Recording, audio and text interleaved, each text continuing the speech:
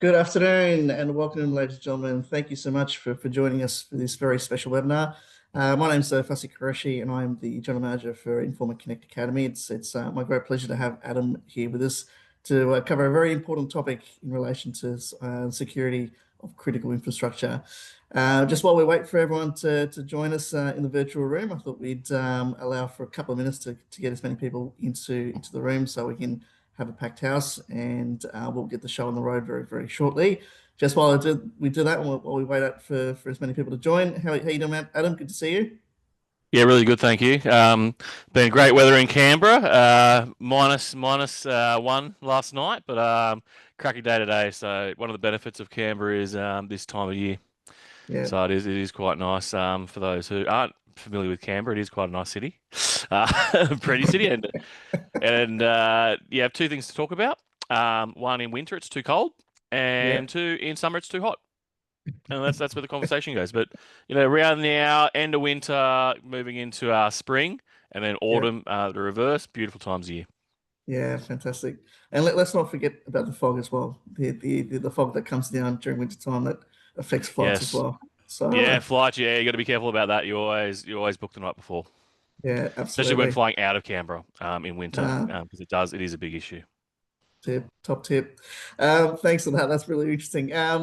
But also, since we're talking about where we're all based, so I'm coming to you from Sydney, but it'd be great to have people put in their chat box down at the bottom where they're all tuning in from. Obviously, this is a Australia-specific topic for today's webinar, so I'm not anticipating any international visitors, but you never know. So if you could just in the chat box let us know where you're coming in from, it'd be great to sort of see. And we've got a couple of people already uh, participating, so that's excellent. Thanks, Francesco. We've got Peter in Bunbury in WA, Francesco in Adelaide. Hey, Francesco. Susie in Brisbane. Go, Susie. We've got Jennifer in sunny Adelaide, so that's always good to know. Rod in Port Macquarie. Hey, Rod, good to see you. Frank in Canberra. So Camille in Sydney. What we think, I think we'll get the show on the road, Adam. I think if that's all right with you. I know Yep, time is precious, perfect. so before I hand it over to you officially, just wanted to cover a couple of housekeeping issues for everyone listening.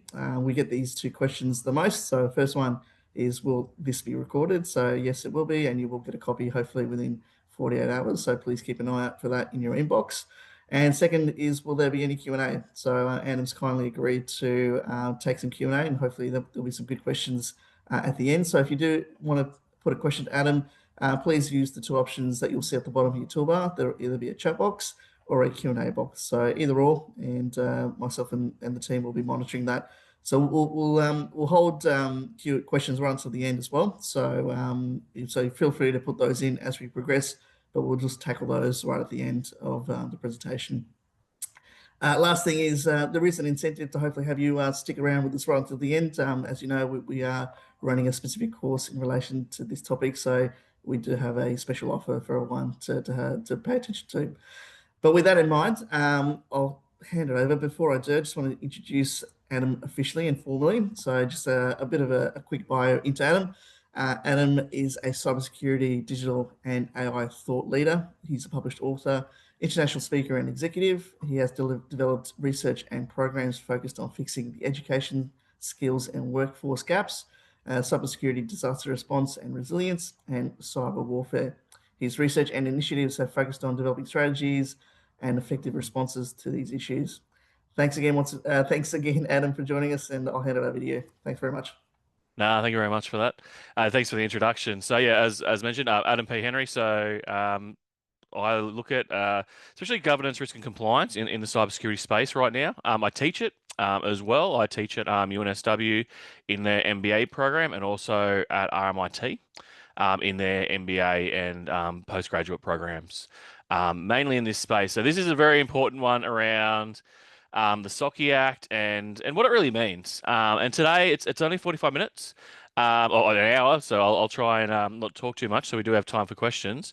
But it is a key topic in this space and around getting our heads around what it actually means and how do we comply. And I'm going to go through some very broad topics around it, so in cyber itself, and then delve into some of the key things around the actual act and reporting mechanisms. So It's only 45 minutes, so you're not going to get all the answers right now, but it should give you a good idea and a good taste.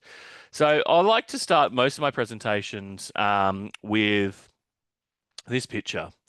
And it's what happens on the internet every 60 seconds. Whoop, let me just go back. Just trying to move my video.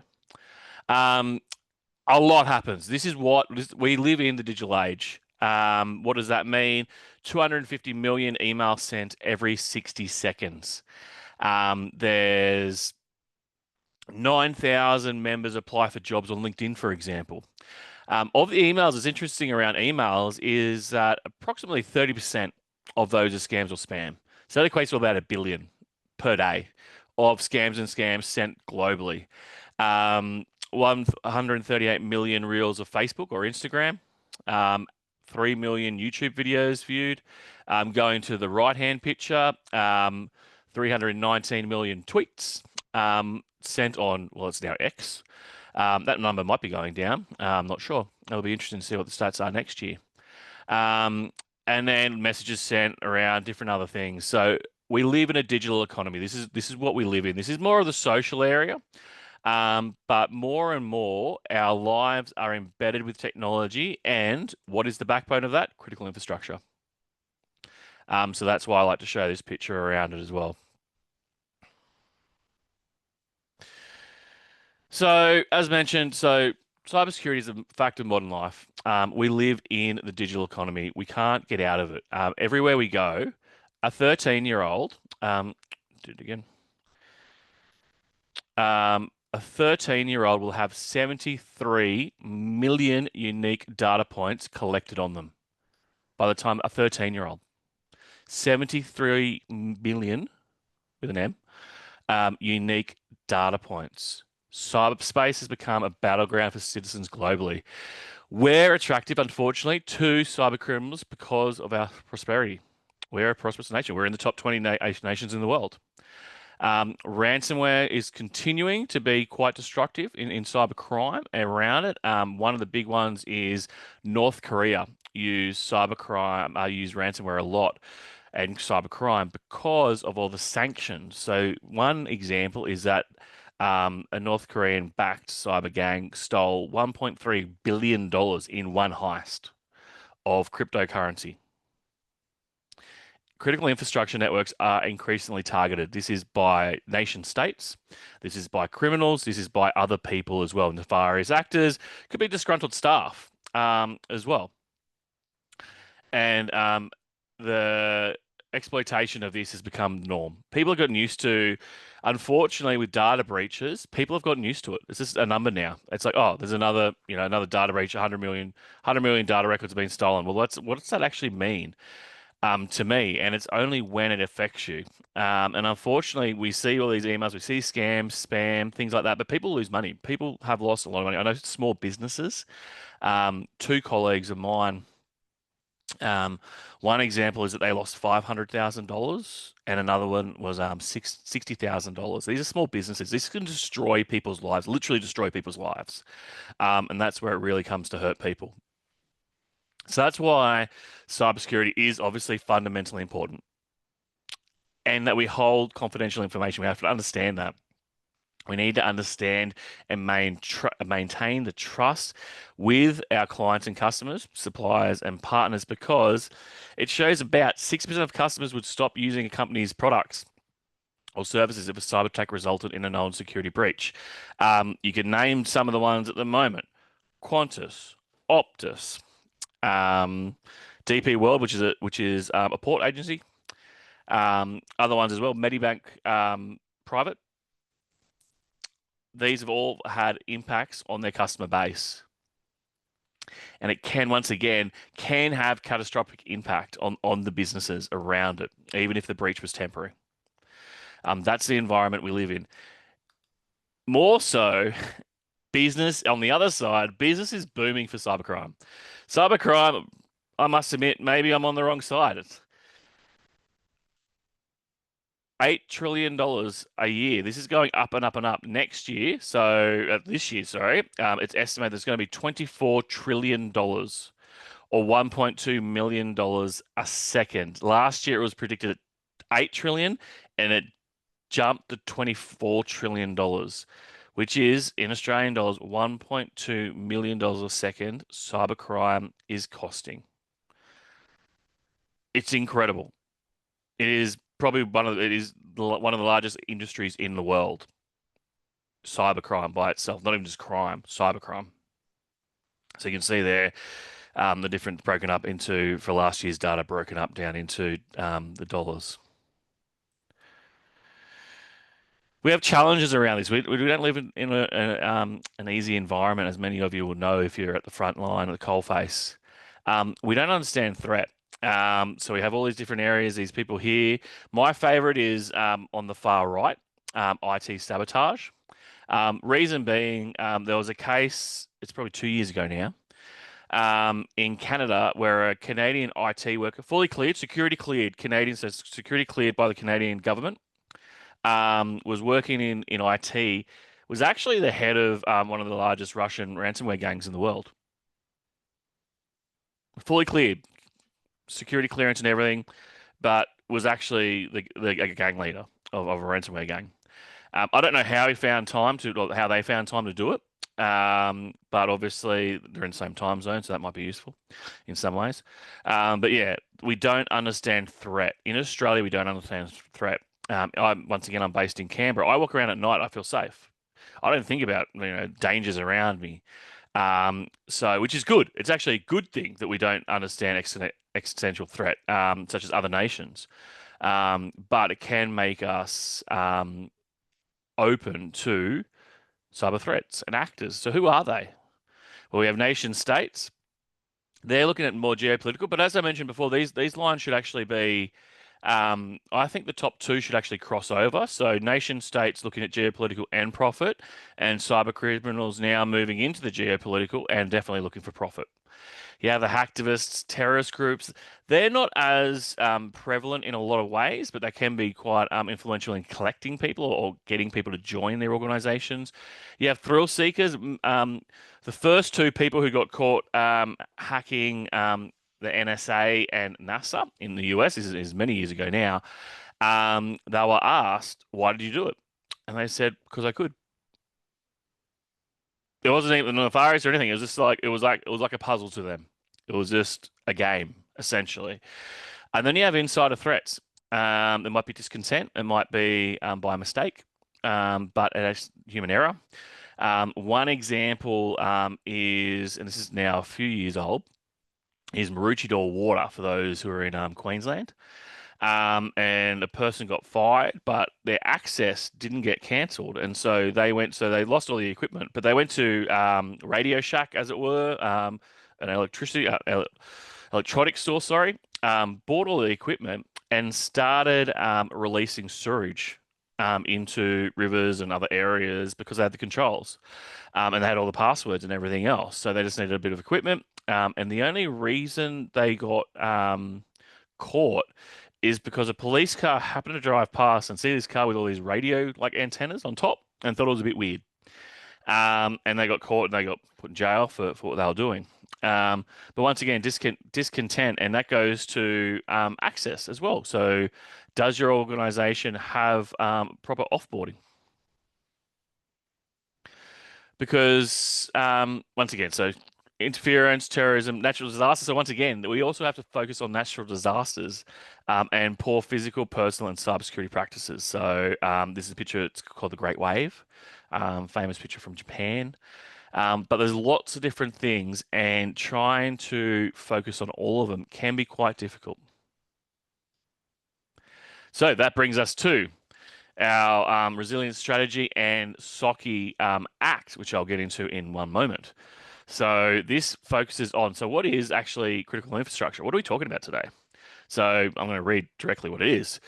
Those physical facilities, supply chains, information technologies, and communication networks, which, if destroyed, degraded, or rendered unavailable for an extended period, would significantly impact the social or economic well-being of the nation or affect Australia's ability to conduct national defence and ensure national security. So there's two big things there. It's the well-being of the economic well-being of the nation and just being safe ourselves, so social or economic well-being. But then also it comes into national security. aspects as well. So we have, and each nation actually has different number of critical infrastructure areas. So we define it as 11 key sectors: communications, financial services and markets, data storage or processing, defense industry, as mentioned just before, with security, higher education and research, that's a big one, energy, food and grocery, healthcare and medical, space technology, transport, and water and sewage, which I just talked about. Um, the SOCI Act expands to the ownership, control, and risk governance. So no security things there, no technology aspects there. Supports proactive threat mitigation by regulated entities. Cybersecurity is a governance issue, not just a technology problem. So a big thing around this is it's actually risk management. This all comes down to governance, risk, and compliance. That is really what we're talking about in simple terms. It's not about technology. Technology enables us to protect these areas, but it is not the be all and end all. Because failing to plan is planning to fail. Many people have been attributed to that quote, so I'll just say that it is there. You can see on the right-hand side, this is WannaCry. This was a ransomware attack, 2017. And you can see here there's a few things happening here. There's some clocks, times left, things like that. But there's also how can I recover my files? How do I pay? About Bitcoin down the bottom. How do I buy Bitcoin? Contact us. Check payments, decrypt. Like they provide a lot of information. Once again, best if you look down the very bottom where it says how do I pay, it says check between 9 a.m. and 11 a.m. There you go. That's the best time to check. Eastern, I think it's an American time. These are very helpful, and it can be in English, it can be in multiple languages. Criminals are becoming more and more helpful in some ways in getting your money. They contact us. I'm pretty sure that their contact desk is a lot better than some. I'm not going to name any names of organizations of it. So this went worldwide. Now, this was two types of known breaches or incidents, sorry, where it was Eternal Blue, which was a Microsoft fault. And then someone came up with, so that was a worm, worm basically goes through the network and worms through, as the term is, through networks and it went spread globally. It was initially targeted at Ukraine, interestingly enough. And then they added ransomware on the end. So it would worm through the network, someone would click on it, and it would come up and any files would be locked. One example, which I'll say around this, is Maersk. So Maersk, I'll get to because I've got another slide. But think about it. So Maersk was a multi-billion-dollar, it is still a multi-billion-dollar shipping company, and their CISO went to the board and the CEO and said, "I need $40 million to fix this gap in our system. We need to do an update, a patch, as it were." And they said no. And once again, multi-billion-dollar company, so 40 million isn't that that crazy. WannaCry came out and it cost them $500 million. 30,000 computers were made inoperable. That just became bricks, essentially, around it. So very interesting space around this. It can have major issues, especially the big global ones. Some are targeted as well against people, so always have a plan. So let's get into some of the obligations under the Act. One of them is the Critical Infrastructure Risk Management Program, CIRMP. Acronyms, everyone loves acronyms, especially public service and defense. So there's three issues associated with that. Obligations that you need to look at around infrastructure assets and the asset class. So not every industry is classified under the Act. It's only if you have certain critical infrastructure assets, and each asset is individual, and then there's different classes of them as well. You need to provide operational ownership information to the register of critical infrastructure assets. So that's basically all it is saying what it is and who owns this. So in itself, it means that you need to, as an organization, go through and audit what is actually in your organization. What assets do you have? What falls under this critical infrastructure asset? Many organizations do not know all the software they're running, all the systems they're running, all the technology, OT, so operational technology, ICT technology they're running. Doing this is actually beneficial to the organization itself to know maybe they're running redundant systems they don't even know about, they don't even need, things like that. So these obligations can actually be quite positive for an organization to uplift as well. You need to report cyber incidents which impact the delivery of essential services to what's called the Australian Cybersecurity Centre, which is run under ASD, the Australian Signals Directorate. So you report it to them. There is a number that you can call. There's also email addresses. There's obligations that I'll go through in a moment around the timings of that. But ultimately, you do need to report it. Now, they may detect it in their trackings as well around it, but you do have to do it, and you have to adopt, maintain, and comply with what's called it's written, but a risk management plan. It can be typed. It doesn't have to be handwritten or anything. It just needs to exist. Many organizations don't have a high level risk management program that focuses on all these different areas. Some do, and some are in between.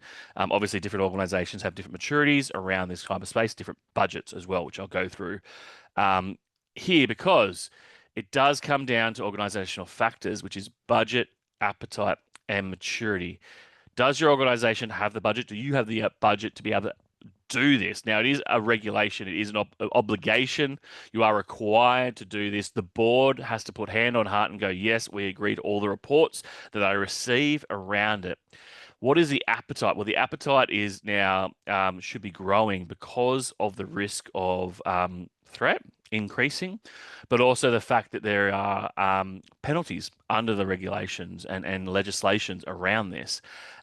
If a board is found to be non-compliant with certain aspects, especially around the risk, they can lose their directorship. And that's not just one organization; it could be all their directorship. So they might sit on 5 boards, for example. So that should grow the appetite, but also the organization. And do you have the maturity? Does the board, does the organization as a whole understand cyber risk, understand their obligations around this? So this is why we're listening to it today. As well, trying to develop that maturity around it. And obviously, once, like I said before, it's not done in 45 minutes presentation. It does take time, but developing that communication channels, planning is essential around these things, around how do you actually go about this as well. How do you actually develop the maturity within the organization if you know your organization is not mature in this space?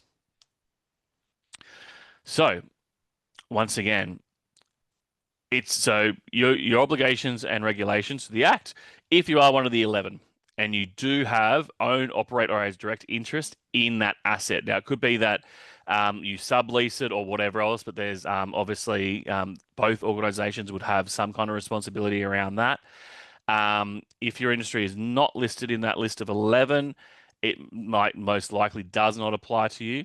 There are other regulations that have come through, which I won't go through today, but they're like a subset. They're like literally the organizations are named in that space. But it includes the obligation to notify data service providers, which applies to all critical infrastructure assets as well. So it's around holding of data, which is a separate one, which I'll go through. I love this page because it basically just gives me a moment to break. This is a common one that I find on cyber.gov.au. I do like to not pick on them, but point out that finding the information is not always easy, and doing this is not an easy task. It is difficult. It can take time, and it takes effort and money, and the the threat actors only need to find one little breach, one little area, one gap. It could be organizations could be protecting up to hundreds of millions of points around it as well. So, what are these key points around? So we've got cyber information security hazards. What does that really mean? It's just around what it means, the threats associated, looking at confidentiality, integrity, or availability of your systems, networks, and data. So confidentiality, ensuring that who can see it, who can see what and why, and the right people can see what information. Integrity, ensuring that the data is true and not changed or changeable. And availability, who can access it? Is it available at any point in time around that? So who can see it? Is it available to the general public or whomever else? And ensuring that the data is not compromised or dirtied or whatever else in that space. The examples, you might be very familiar with these: malware, ransomware, phishing attacks, data breaches, unauthorized access. Now, it could be physical or internet-based. Vulnerabilities, so unpatched systems. Once again, interesting around unpatched systems is Microsoft Defender, for example. So it looks at key areas, but one of the things it only looks at if a patch has been downloaded. It doesn't look at if the patch has been downloaded and executed. It doesn't look at if the program has been downloaded, executed, and if the program or if the system needs a reset. And it doesn't look at if the user has needed to do anything either. It just says, yes, it's downloaded, therefore, green light. So when you're looking at these things, you need to ensure that you're focusing on all the other aspects around it and what areas there may be faults in the systems. Because in that, it will show a green light and say everything is patched when chances are they're not patched at all. It just means that it's been downloaded, it hasn't been executed, and it hasn't run appropriately or reset, as mentioned. Insider misuse of IT systems, once again, going back to the Canadian, it happens a lot. Some of it is malicious, some of it is by mistake. People send emails of data or different things that shouldn't be available. I know there was an example, these are years ago now. The Department of Education, Federal Department of Education, left a USB stick with all international student data, including visa information and credit card information and date of birth and everything else, all personal identified information, at a Qantas lounge. Wasn't encrypted, wasn't password protected, just open. It just happened to be that someone handed it in and it was given back. All international students. That's a massive breach. That's a misuse of the systems. Access control, authentication mechanisms. I know, once again, an example in defense where the servers back in the day, Cisco, and admin. So here's what we're trying to protect ourselves against. Here's all the different ways that threat actors, hackers, whatever you might want to call it, access our systems. Now, this is actually meant to be hard to read because it just shows that there's so many different ways that we are trying to protect our systems. This is all these are the technical areas where they can actually do it. So persistence, execution, initial access, defense evasion. So that's actually where they actively try and avoid access and detection. There's many areas where, especially nation states, they'll sit in systems and let you know that they are in your system and not do anything because they're going through all these different aspects, going through discovery phase, going through lateral movement, going through collection, and then later on it might be command and control, exfiltration, and impact. But they just wait, and often they're detected, often they're not detected, so we don't know they're in our systems as well. Examples of, if you're not familiar with advanced persistent threats, APTs. Here's APT 28 and 29, Fancy Bear and Cozy Bear. These are both Russian-based threat actors. Very, they're both funded by the Russian government. One's through the Russian Foreign Intelligence Service, the other is through the General Staff Main Intelligence, or GRU. And they have been renowned for very big ones. So the presidential campaign, 2016, pretty long ago now, nearly 10 years ago. WADA attacks, other attacks, and then more recent, as it were, is the 2021 attack on the US and UK governments through the SolarWinds compromise. If you're not familiar with it, basically they actually access the SolarWinds program, put in malicious access in that program. That program was then updated within those systems, and they were granted access. So very, very advanced threats actors in this way. Um, so now we move into, how do we actually do this? How do we protect against all those things that I've just mentioned? Um, we implement multi-layered cybersecurity controls, be it multi-access, multi-factor access, be it password protection, be it all the different accesses, and align it with a framework. Now, two of the frameworks here, these are pretty common ones, is NIST, the cybersecurity framework, so National Institute of Standards and Technology in the US. They have a very popular standard. And ISO is the international standard organization. Theirs is 27001. They are basically the two main ones. There are many others in the form. If you're familiar with the form itself when filling out the risk management form, they have options there. Not all of them are listed actually, which I found was interesting. So I don't know if they just put in some ones in there for the sake of it, missed out on other ones. Security incident response plan, business continuity plan, disaster recovery plan.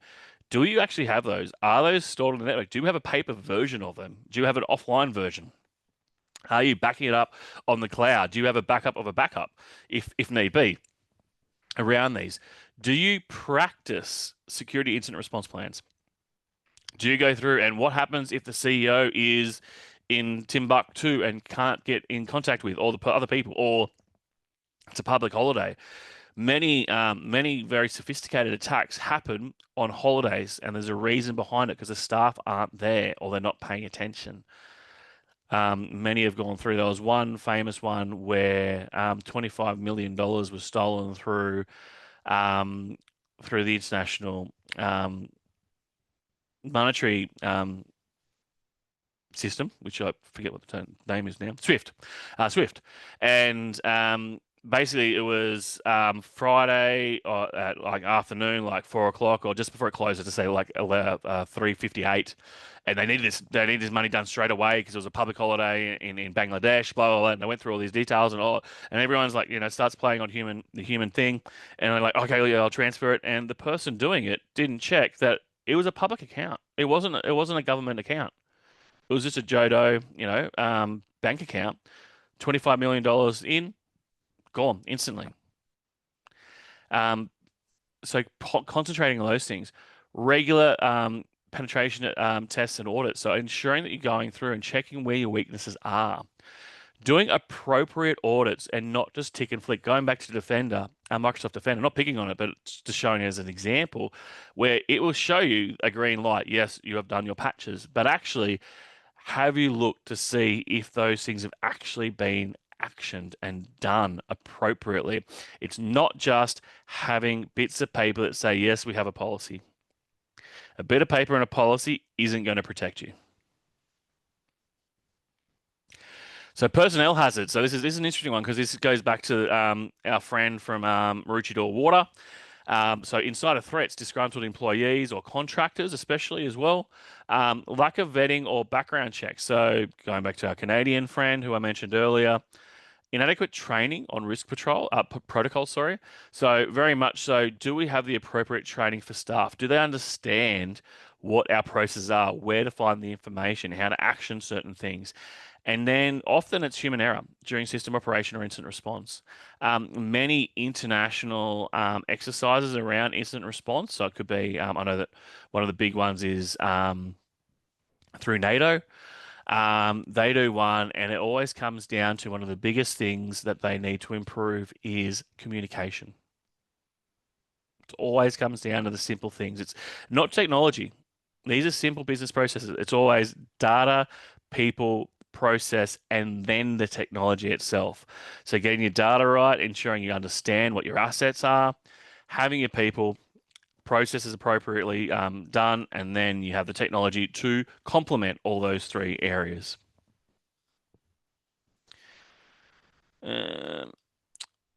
So once again, Establish personnel screening and clearance procedures, limit access to sensitive systems based on roles, provide mandatory cyber awareness training, and monitor for anomalous behavior. Now, one area I do know of as an example is from South Australia, for our South Australian friends. There was a defense industry organization, and the cleaner was on the corporate network, so separate organization. The cleaners in their supply chain, they had access to the systems because they needed emails around, what buildings were available, whatever else, and they opened up a phishing scam. And then the organization, the threat actor, sorry, was able to gain access to the organization. They then did their reconnaissance within the systems, and they stole a lot of military information around designs for ships and things like that. It was ships, a shipping company, and always monitor for anomalous behavior in people as well. Where possible, obviously, don't want to stalk people, but in their behavior as far as what they're doing on the computers as well. These days, some of that can be tracked, provided it's been agreed to. Then we have your physical and natural hazards. So it might be vandalism, sabotage, theft, unauthorized physical access, floods, bushfires, earthquakes. Floods and bushfires are very relevant in Australia. Earthquakes, not well, big ones. We did have a big the Newcastle earthquake, but haven't had a really big earthquake in a while. Power outages, building access breaches, failures with other facilities and important things like your HVACs. The key thing around that is also ensuring that you have that backup, and that goes back to the incident response and business continuity. So it's not just cyber; it's actually just business continuity. If there is a power outage and you're a hospital, do you have the appropriate backup systems? How long will those systems last? What happens if there's a ransomware attack at the same time? And you can't gain access to the backup systems. So you need to think about this. Criminals spend a lot of time, once again, $24 trillion globally this year. They spend a lot of time thinking about this and how to actually execute this. I do know of a cyber gang which stole, I think it was $20 million. This is a case from a while ago, and it's like literally like Ocean's 11. It's like a movie, and they infiltrated the organization. One was a cleaner in the building itself, so the full building. One was a delivery person, became friends with the EA, for example, the executive assistant or the front desk receptionist, as it were. And they slowly infiltrated the organization, gained access to the networks through other means. And they sent an email from the CEO in the way that the CEO talks and the tone, everything else with their email, saying, I need this money transferred before I land it was in Europe. So they'll take it off I think it was Venice, and they're flying 8 hours however, 8 hours will get you in Europe, probably most of it. And I don't want to be interrupted. Don't interrupt me. I just want it sent and done before I land. And it was to the CFO with the exact words that they'd normally use, ciao, whatever. Thanks, mate.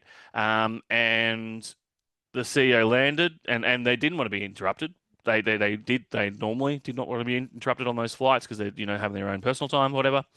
And they landed, and $20 million had been stolen because the CFO transferred it to, once again, another account, which was just an open account. There was no checks around the account itself because the CEO said, I wanted it transferred. $20 million straight through. So once again, people do think about these things. And sometimes it's just literally gates are left open or doors, or I do know we used to joke, and a public servant actually did this. An executive of all people, they just stole a TV. They put on a high-vis vest and walked out with a TV. I swear, you could probably enter in most organizations with a high-vis vest and a checkerboard, or like a tablet these days. It would probably be a tablet now, and looking like you're meant to be there. Maybe a hard hat. So what do you do? So you have deploy physical security measures, CCTV, perimeter controls, conduct site-specific natural disaster assessments, integrate physical security with cyber risk protocols, prepare contingency and recovery plans. These days, this is a picture from this is an open source picture of Sydney Airport. Just goes through, shows all the flights, shows all the different things, shows all the movements. But if you're a cyber criminal, this is just a wealth of information. You can see down the bottom the gate access as well, different cars. You can probably zoom on that, find the number plates, things like that.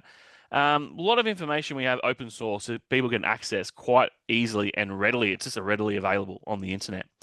One example around the deploy physical security measures, I was talking to the chief security officer of, it was Palo Alto, so international company based in the US, and they were having issues with people walking behind and accessing security, going through security gates behind each other. Very common. And so they came up with this advertising campaign around it. So the CEO goes, okay, we got to stop this because it is a breach. We just have people walking in without scanning their passes. And he goes, okay, well, how about we get SWAT? We'll get SWAT out and then I'll go through and I'll follow someone in without scanning, and then they come down and take me out. And so they did it, but he told, like, it was literally like a SWAT team. And he said, "Don't just go hard on me. Don't go easy on me." And so you go through. They're filming this thing, and literally the SWAT comes through like the roof and everything else, and like pins the CEO down like really hard, and like full takes some action. But straight away that stopped. They filmed it and everything else. The CEO recovered after being slammed to the ground a couple of times. But it was a very successful mechanism around ensuring that staff weren't doing that. They weren't doing that behavior. So changing behavior, you need to change attitude for the behavior. Just mindful of time. So once again, supply chain hazards. This is a massive one because it does happen a lot. And I mentioned that with the Adelaide example. South Australian Defence Company. So disruption of critical services, materials, cloud hosting could be software patch, could be software based.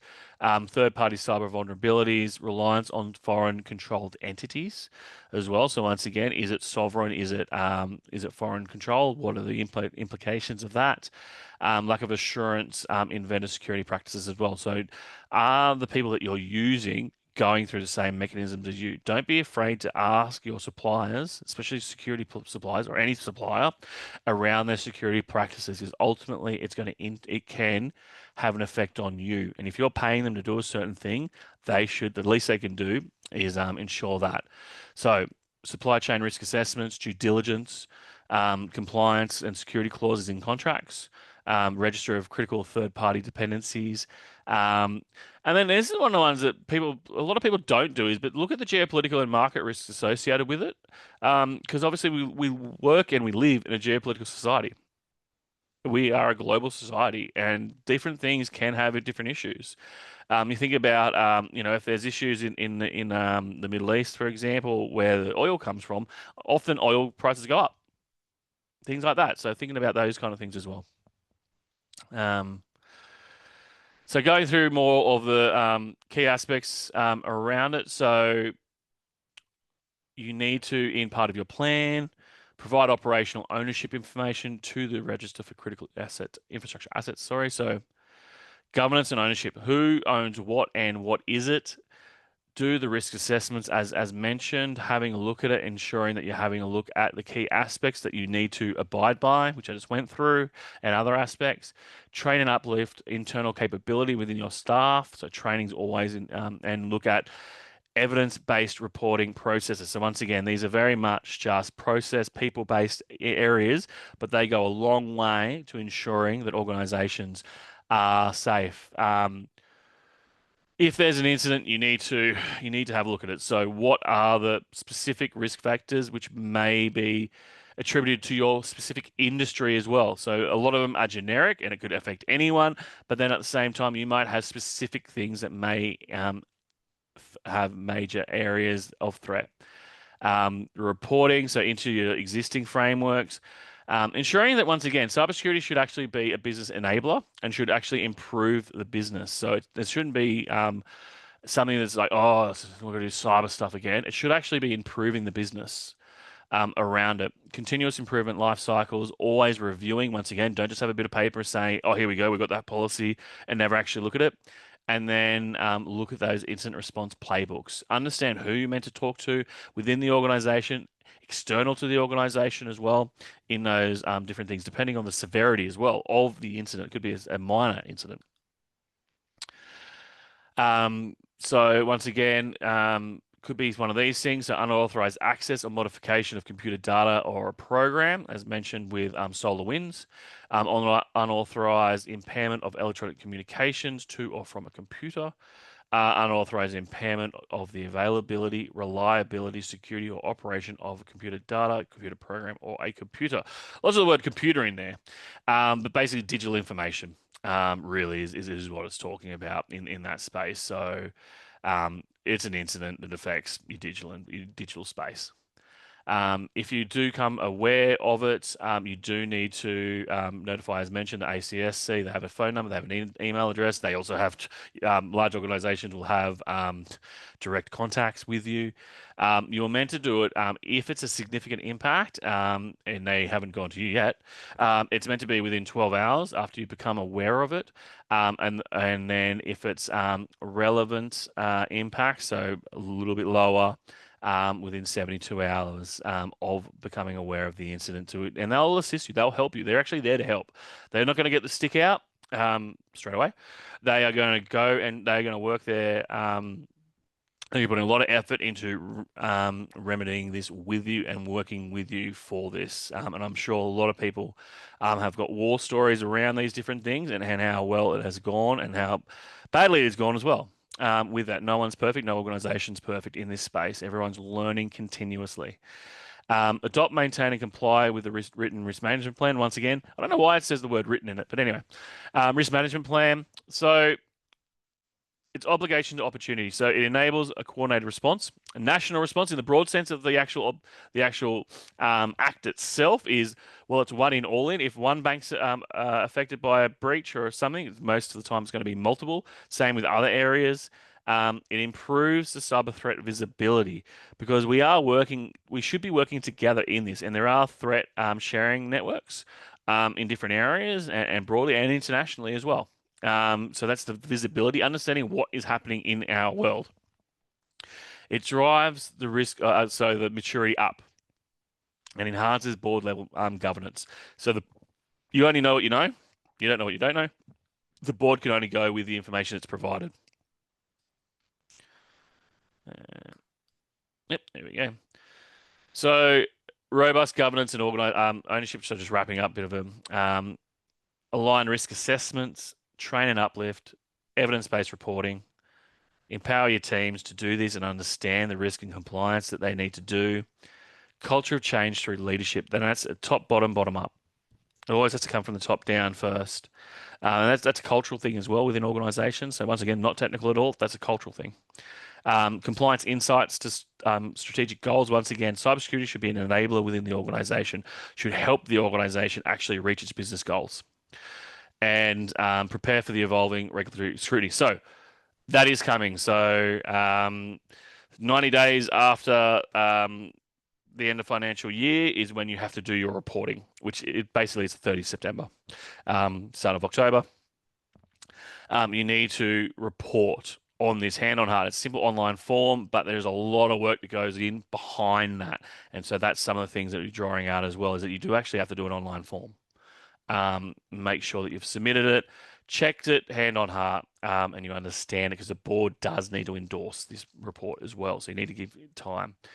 So going back to the Maersk example, investment in addressing disaster risk factors is more cost effective than reliance on post-disaster response and recovery. This isn't a global sense. This is for all disasters. So this could be natural disaster or, say, a technical disaster, digital disaster, cyber disaster.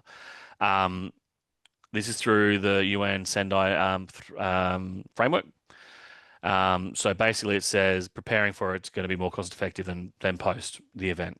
So put the money in first, like the example of Maersk. Here's this very quickly as a picture around World Economic Forum global risks.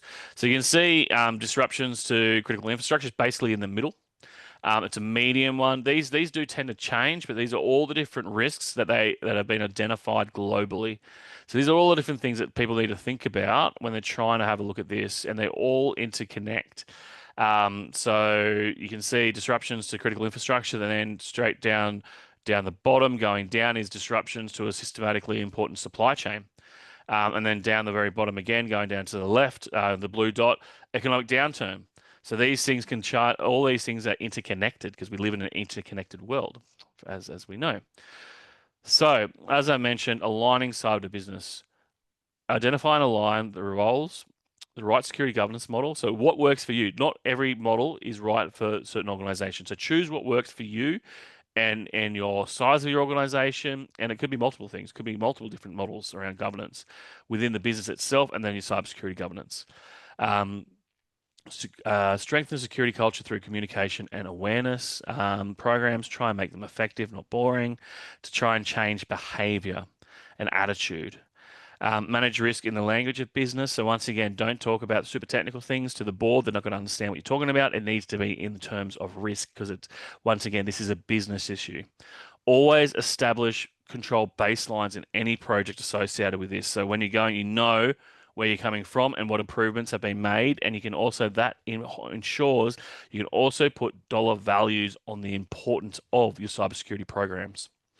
Simplify and align with business around the strategies. Control access with minimum drag on business. Once again, people need to do their job. They can't always be being stopped from different things. Resilience through detection, response, and recovery.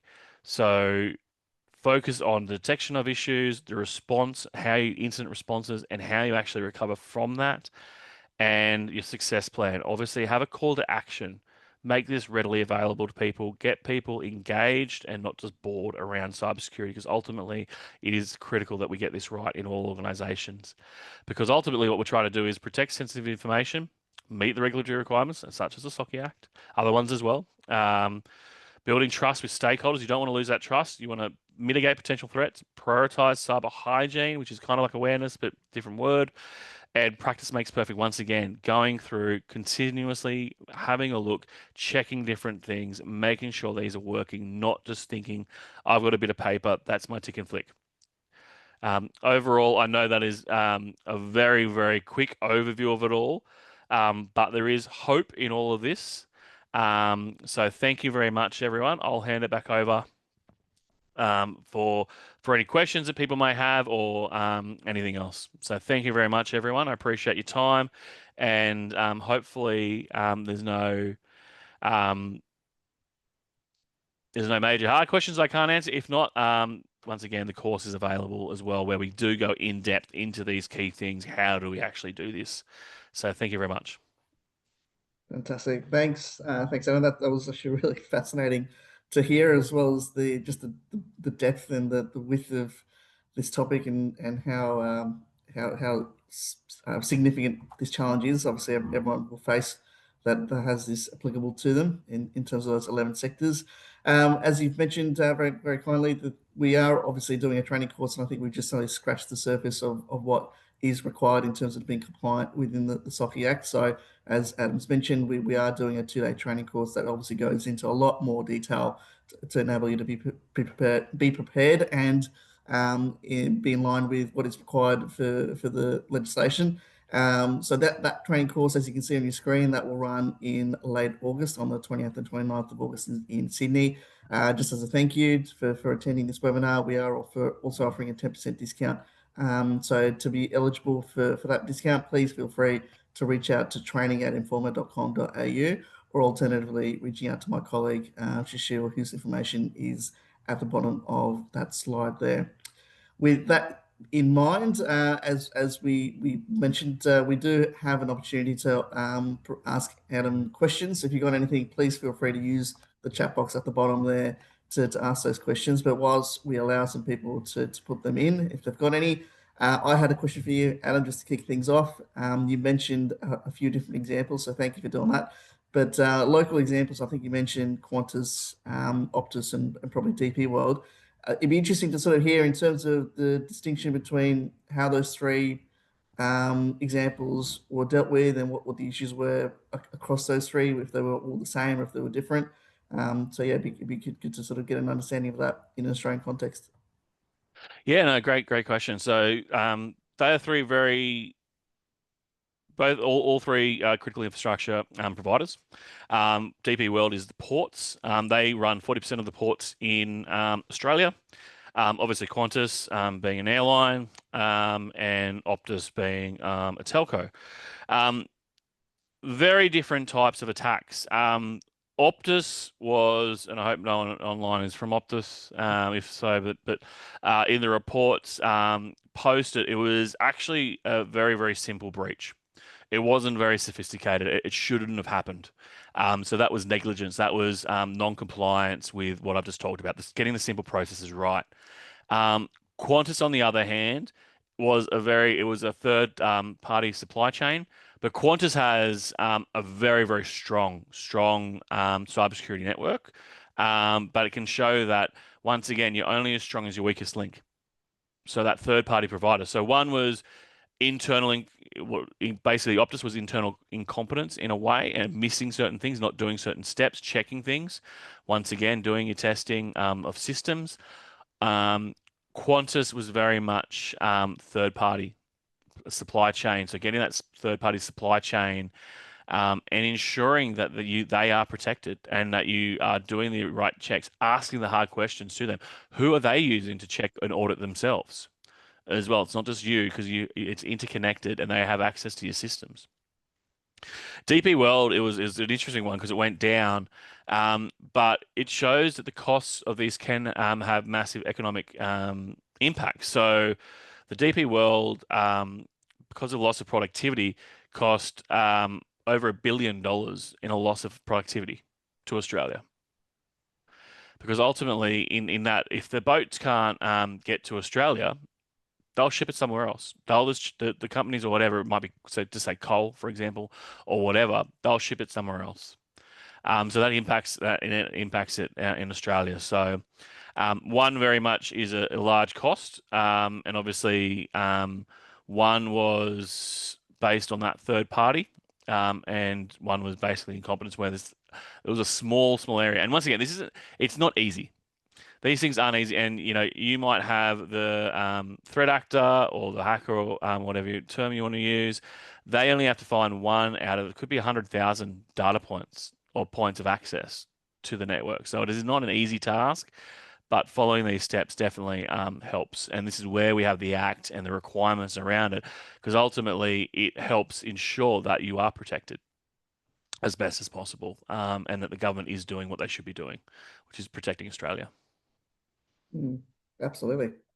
I don't think we've had any questions come through, so we'll give people one last opportunity if they do want to put a question through to you. But another question, just while I was thinking about it, Adam, just it'd be interested to hear from your perspective in terms of where Australia sits in readiness towards all these different threats in the context of globally, where other countries, and are we at the forefront? Are we sort of right up there, or how would you sort of rate Australia's general overall preparedness for these sorts of threats to our national security?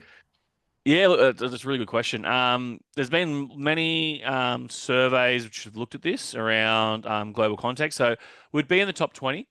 Are we? And we do have, obviously, we've got the centers associated with critical incidents around cybersecurity. But have we done a national exercise? No. Have we planned where five things go off? No. There was an article, there was a show on ABC, probably about 4 or 5 years ago now, and it was around a theoretical or hypothetical, sorry, and it was that there was a breach in Melbourne and the power went out. Like, oh, it's a Friday night, the power went out, it's winter, and they're like, and the panelists were like, oh, there's no issue. Oh, and I'm like, if the power's out in the middle of CBD Melbourne in the middle of winter, people can't some people won't be able to get out of their buildings. People start freaking out because it's dark and human nature comes out. Like, it's not like, oh, everything's going to be fine. So, but we don't do those large level plannings. I know that Singapore, for example, they ran an exercise earlier this year. late last year, and they actually ran and it's obviously Singapore's smaller than Australia as far as size. But they ran an exercise where they did a whole of country incident. So public service buildings lost power, all these things went down, and everyone was told, we got to practice this because it is a real threat. So have we done that large scale? No, but are organisations themselves doing it? Yes. Is the government planning for these in the background without, obviously they're not going to tell the public everything. Yes. But I think when push comes to shove and there's a major issue, like we saw with COVID and toilet paper, human nature comes out. So that's the other thing that we need to try and address as well is that human nature issue. Mm, very interesting. Marietta actually does have a question for us, and she's asking, what best practices have you seen with suppliers of tier one and beyond in terms of SOCI compliance? So best practices like around frameworks is that what you mean? I think well the first part is getting your governance correct and then having your controls. So having that tech. So once again, going back to having your people and process areas correct, depending on whatever framework you want to use, but then ensuring that you're auditing your systems as far as to say the Information Security Manual for Australia and the Essential Eight, ensuring that you have those mechanisms and that they are actually working appropriately. Often there will be audits and it'll just be a tick and flick, but they're not actually implemented correctly, as mentioned with the Microsoft Defender.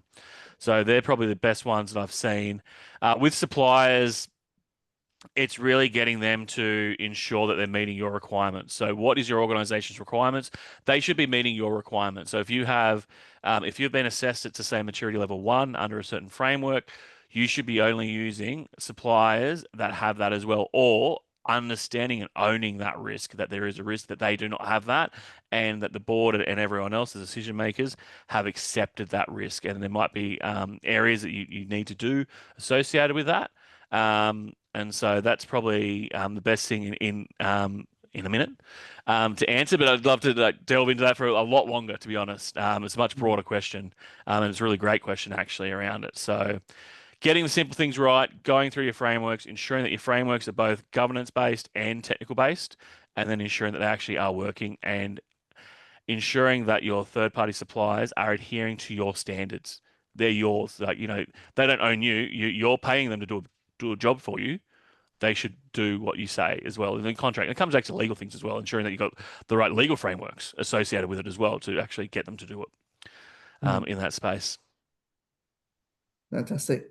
All right. Well, we've just crossed the hour, so I think that presents an excellent opportunity for us to say thank you both to you and to everyone who's on the call for this really interesting webinar.